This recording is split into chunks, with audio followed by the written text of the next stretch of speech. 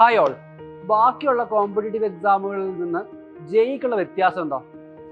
JEE എന്ന് പറയുന്ന exam ബാക്കിയുള്ള എക്സാമുകളെ പോലെ അത്ര പ്രഡിക്റ്റബിൾ അല്ല. ഓരോ വർഷവും ഒരു പരിധി വരെ ഇവോൾവ് ചെയ്യുന്ന ഒരു എക്സാമാണ് ജെഇ നമുക്ക് പറയാൻ പറ്റും.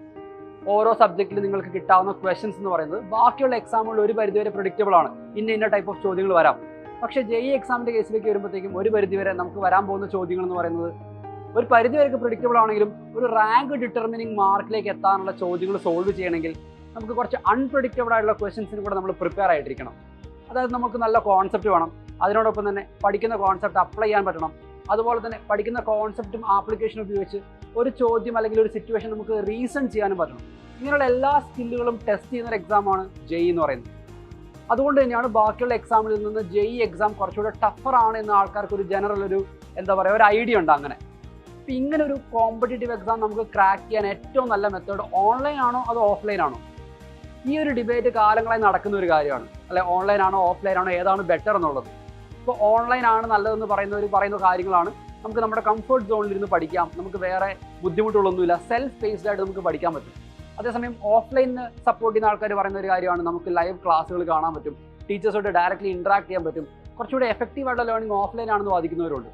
എന്നാൽ ഓൺലൈൻ്റെയും ഓഫ്ലൈൻ്റെയും എല്ലാ ബെനിഫിറ്റ്സും ബ്ലെൻഡ് ചെയ്തുകൊണ്ട് ഹൈബ്രിഡ് മെത്തേഡാണ് നിങ്ങൾ പഠിക്കുന്നതെങ്കിലോ, നിങ്ങൾ ആലോചിക്കുക, ഓൺലൈനിലുള്ള എല്ലാ ബെനിഫിറ്റുകളും നിങ്ങൾക്ക് കിട്ടുകയാണ്, അതിനോടൊപ്പം തന്നെ ഓഫ്ലൈനിലെ എല്ലാ ബെനിഫിറ്റുകളും നിങ്ങൾക്ക് കിട്ടുകയാണ്. ഇപ്പോൾ ഹൈബ്രിഡ് സിസ്റ്റം ജെഇ പഠനത്തിന് ഏറ്റവും സ്യൂട്ടബിൾ ആയിട്ടുള്ള ഒരു മെത്തേഡാണ് എന്ന റിയലൈസേഷനിൽ നിന്നാണ് സൈലം ഓഫ്ലൈൻ ഹൈബ്രിഡ് സിസ്റ്റം ഈ വർഷം തുടങ്ങി സ്റ്റാർട്ടാക്കുന്നത്. സോ സൈലത്തിൻ്റെ ഈ ജെഇ ഹൈബ്രിഡ് മോഡൽ എങ്ങനെയാണ് വർക്ക് ചെയ്യുന്നത് നോക്കാം. സോ ഒരു ദിവസം നിങ്ങൾ സ്വന്തമായി വീഡിയോ ക്ലാസ്സുകൾ ഓൺലൈനായിരുന്നു കാണുകയാണ് ചെയ്യുക. അപ്പോൾ നിങ്ങൾക്ക് സെൽഫ് ബേസ്ഡ് ആയിട്ട് പഠിക്കാൻ പറ്റും, നിങ്ങൾക്ക് ടഫായിട്ടുള്ള ടോപ്പിക്കുകൾ നിങ്ങൾക്ക് വേണമെങ്കിൽ റിവൈൻഡ് ചെയ്ത് കാണാൻ പറ്റും. അങ്ങനെ സ്വന്തമായി നിങ്ങൾ കോൺസെപ്റ്റുകളെല്ലാം ഗ്രാസ്പ് ചെയ്ത ശേഷമാണ് നിങ്ങൾ രണ്ടാമത്തെ ദിവസം ക്ലാസ്സുകളിലേക്ക് വരിക ഓഫ്ലൈനായിട്ട്. അങ്ങനെ വരുമ്പോൾ നമ്മുടെ ക്ലാസ്സുകളിലേക്ക് നിങ്ങൾ ചെല്ലുമ്പോൾ ആദ്യം നടക്കുന്ന കാര്യം എന്താ?